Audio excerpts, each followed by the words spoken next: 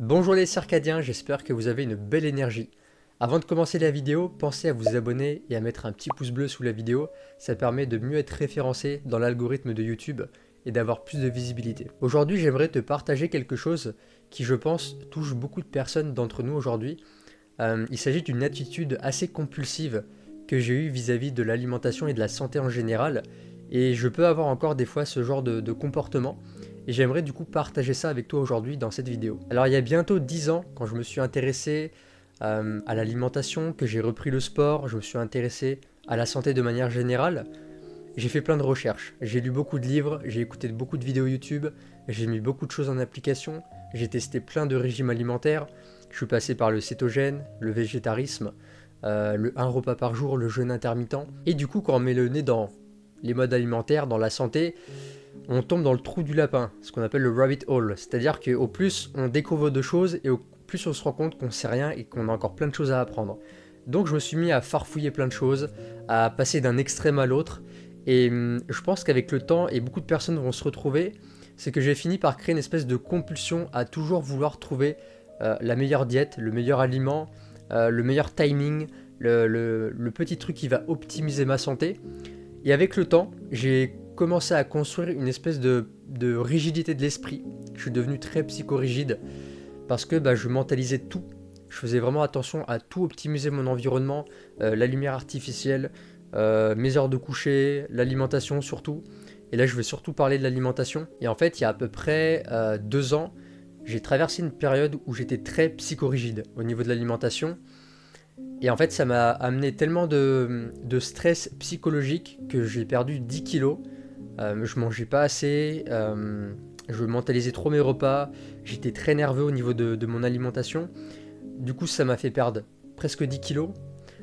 J'étais fatigué, j'étais frileux, j'avais plus de libido. Et du coup, ça m'a amené à des troubles digestifs, de la constipation, des ballonnements, des gaz. Et d'ailleurs, c'est drôle parce que la constipation, ça fait référence au fait de se retenir, de se contenir. Et c'est exactement la même chose avec le contrôle. Donc quand on a un état d'esprit qui est dans le contrôle, quand on veut être tout le temps dans le contrôle, surtout vis-à-vis de l'alimentation, ça peut se traduire au niveau physique par une constipation. Et les médecines ancestrales sont très claires à ce sujet, notamment la médecine chinoise, où ils disent en fait que les intestins, c'est vraiment le centre des émotions. Quand on a des traumas, quand on a vécu des choses assez douloureuses dans notre vie, ça a tendance à se stocker dans les intestins. Et c'est la même chose en fait si on a du stress psychique, même s'il est inconscient, et je m'en rendais pas compte que je m'imposais beaucoup de stress, beaucoup de nervosité vis-à-vis de la qualité de mon alimentation, et en fait ça vient se répercuter dans les intestins. Et du coup quand ça se répercute dans les intestins, et forcément le fonctionnement de ces organes vont prendre un coup. Et je pense que si tu regardes cette vidéo, c'est que tu fais un minimum attention à ta santé, et que tu mets peut-être en place plein d'actions pour optimiser ton alimentation, ta nourriture. Et je pense que si tu regardes cette vidéo, peut-être que tu vas retrouver certains traits de caractère, parce qu'en fait quand on cherche à être en bonne santé, quand on cherche à optimiser son environnement, à éviter un maximum de polluants et de toxines, on peut faire face justement à ce stress psychologique. Et aujourd'hui, beaucoup de personnes se prennent la tête, n'arrivent pas à lâcher prise et sont vraiment dans le surcontrôle. Et ça, c'est notamment dû déjà aux réseaux sociaux, parce qu'aujourd'hui, tout Instagram, tu regardes un petit peu les comptes de différentes personnes et tu vas voir qu'il y en a un qui prône le HCLF, l'autre qui prône le carnivorisme, l'autre c'est le véganisme, le végétarisme, le frugivorisme, le crudivorisme, le je ne sais quoi-isme.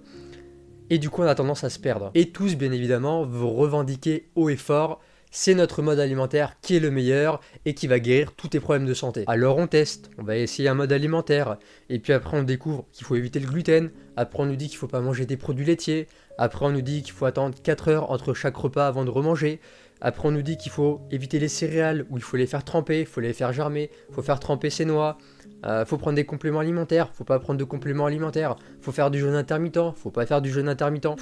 Et tout ça c'est tellement anxiogène. Et en fait, il y a tellement tout et son contraire sur les réseaux que finalement on finit par être perdu et on se coupe de ses ressentis à vouloir trop chercher la perfection. Et en plus, il faut se le dire, aujourd'hui on vit dans un monde moderne qui est toxique, il y a de la pollution de partout, et du coup ça demande encore plus d'énergie pour essayer d'éviter un maximum tous ces polluants. Et vivre dans un monde moderne plein de polluants et de toxines, quand tu es en recherche de pleine santé, de santé au naturel, c'est vachement compliqué. Et ça c'est un peu l'avantage de nos ancêtres, notamment les chasseurs-cueilleurs, ils n'avaient pas à penser à tout ça. Bon, je pense qu'ils avaient déjà des problèmes beaucoup plus graves, comme par exemple trouver à bouffer, trouver une grotte pour pouvoir se protéger et dormir, mais ils n'avaient pas cette espèce de surcharge mentale, de ce stress psychique, de devoir absolument faire attention à son environnement en permanence et de trouver des aliments de qualité, parce que les aliments de qualité, ils les avaient déjà de base. Mais aujourd'hui, fort est de constater que les personnes qui sont conscientes de prendre soin de sa santé et qui sont conscientes du monde moderne toxique dans lequel on vit, eh ben, il y a plein de choses à faire attention. On fait attention à la lumière artificielle, à son exposition, aux ondes électromagnétiques, à trouver des aliments de qualité qui ne sont pas pleins de pesticides, à boire une eau saine et pure, et aussi éviter tous les produits chimiques auxquels on peut être exposé. Alors oui, je pense qu'on vit dans une société aujourd'hui où toutes les personnes qui veulent prendre soin de leur santé sont poussées vers une espèce de surmentalisation de son mode de vie. Parce qu'on est obligé de faire attention en permanence à son environnement pour rester sain un maximum. Alors bien sûr, je ne parle pas de tout le monde, hein. Je pense que tous ceux qui prennent soin de leur santé ne sont pas aussi compulsifs et aussi extrêmes. Je parle pour certaines personnes, et ça a été mon cas, et c'est encore mon cas parfois. Et du coup, en parlant de recherche absolue d'aliments sains, de pleine santé, d'environnement sain, aujourd'hui, on a donné ce nom à ce trouble du comportement alimentaire, on appelle ça de l'orthorexie. L'orthorexie, en fait, c'est l'éviction totale, absolue, notamment de l'alimentation, de tout ce qui est aliments transformés ou aliments malsains. Et personnellement, je vois pas où est le problème de chercher absolument à manger des aliments de qualité, très sains et ultra nutritifs. Ça devrait être notre condition de base. Et justement, c'est une excellente chose, c'est un excellent combat, c'est une excellente mission d'œuvrer et de rester droit dans ses bottes et de toujours maintenir un état de santé et de garder une hygiène alimentaire saine. Et là où par contre je suis d'accord avec, on va dire, ce terme d'orthorexie, qui peut être perçu comme un trouble du comportement alimentaire, c'est quand ça devient très extrême, comme ça a été mon cas, où là on devient psychorigide et on peut même s'éloigner, s'isoler au niveau social. Quand par exemple on va nous proposer un restaurant, on va aller manger chez quelqu'un, certaines personnes qui sont vraiment dans l'orthorexie vont refuser catégoriquement tout ce genre de sorties parce que vont pas avoir de contrôle justement sur l'alimentation et du coup ça leur coupe d'une grande part de leur vie sociale. Personnellement aujourd'hui j'arrive à suffisamment lâcher prise et à beaucoup moins me prendre la tête avec ça comme ça a été le cas avant. J'ai encore des fois ces petites compulsions qui reviennent mais je commence à réussir à bien les gérer et en tout cas avoir conscience de ceci quand ils arrivent. Et maintenant quand je suis avec des amis, personnellement je lâche prise. Je peux manger beaucoup plus tard. Par contre je garde une alimentation saine, mais je vais pas non plus être ultra psychorigide. Je peux aller dans un restaurant sans me prendre la tête de qu'est-ce qu'il va y avoir exactement dans l'assiette. Je vais pas non plus compter tout le temps mes calories ou mes protéines, comme je peux le faire dans mon quotidien étant donné que j'ai une pratique de musculation, que je cherche à prendre de la masse. Donc voilà, j'arrive suffisamment à lâcher prise quand il faut lâcher prise, et quand on est avec des potes, franchement on s'en fout un peu. Ça va vraiment pas nous tuer. Et d'ailleurs j'en ai fait récemment l'expérience, c'est-à-dire que j'ai passé une semaine avec des amis, on mangeait en décalé, on mangeait à pas d'heure, je mangeais vraiment pas aux mêmes horaires que d'habitude. Par contre j'avais toujours une alimentation de qualité, et pourtant je me suis rendu compte que j'avais une digestion qui était nickel, j'avais pas de coup de barre, j'avais une énergie constante, j'avais plus aucun ballonnement, pas de constipation, parce que j'étais dans un lâcher-prise total. Et je me suis vraiment rendu compte là, à ce moment-là, que quand j'étais dans un lâcher-prise total au niveau du mental, quand j'arrêtais totalement de penser à qu'est-ce que j'allais manger, à quelle heure j'allais manger, est-ce que j'allais bien digérer, qu'est-ce que je veux mettre dans mon assiette, et en fait tout le reste allait nickel. La digestion était parfaite, le transit parfait, pas de constipation, pas de troubles du transit, et du coup j'ai vraiment fait le lien entre le psychisme et les intestins. Et enfin, pour te partager ce qui m'aide vraiment contre ces troubles alimentaires que j'ai pu avoir, c'est avant tout la conscience. C'est vraiment mettre de la conscience sur les choses, mettre de la conscience sur le discours interne, c'est-à-dire qu'est-ce qu'on se raconte à propos du repas qu'on est en train de se faire, qu'est-ce qu'on se raconte à propos d'après le repas, est-ce que je vais bien digérer? Moi je me posais beaucoup la question, est-ce que je vais bien digérer, etc. Donc une des meilleures solutions qu'on peut faire, c'est de tenir un journal, prendre un carnet et d'écrire. J'écris mon discours interne, comment je me sens vis-à-vis de ce repas, qu'est-ce que j'ai pensé de ce repas. On peut tout noter, ses angoisses, ses ressentis, si on a été dans le lâcher-prise, si on a été dans le contrôle, si on a construit son repas avec le mental ou plutôt avec l'intuition. La méditation aussi aide énormément.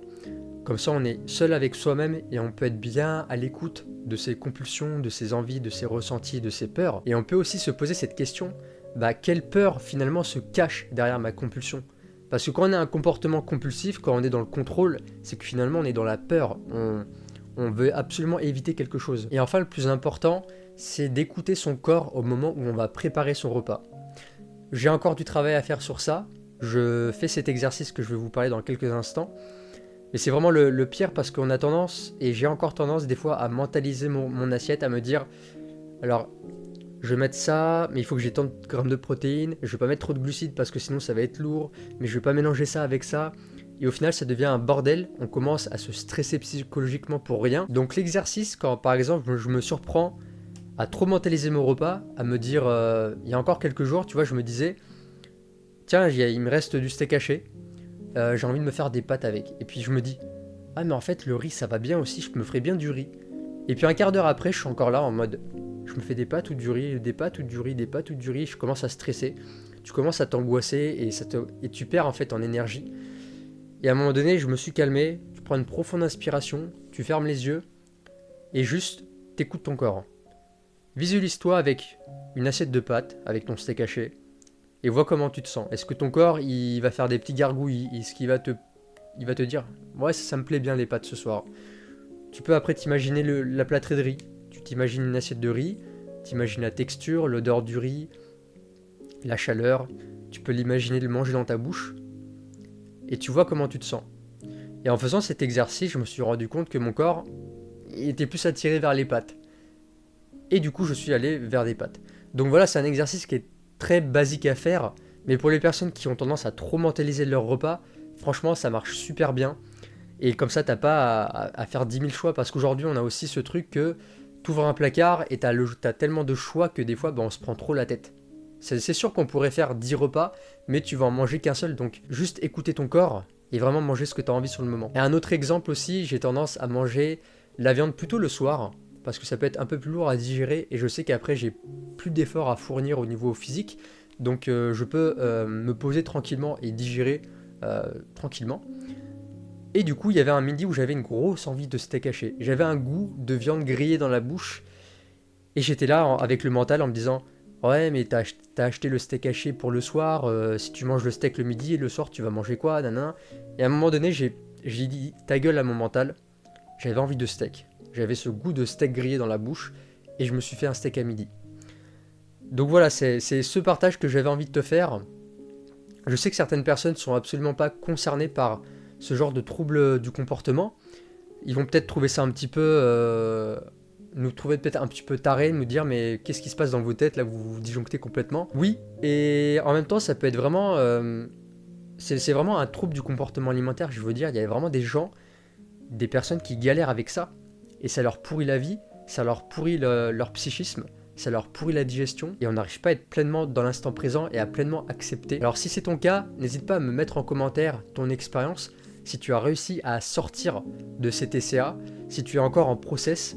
Ça m'intéresserait d'avoir un petit peu vos retours, en tout cas aux personnes à qui ça concerne, pour échanger un petit peu et puis pourquoi pas s'entraider. Et je sais que c'est un cheminement qui peut être long, qui demande du temps et de la conscience, de rester en présence et à l'écoute de soi. Et c'est pour ça que je propose des coachings offerts de 45 minutes pour pouvoir t'accompagner sur ta problématique.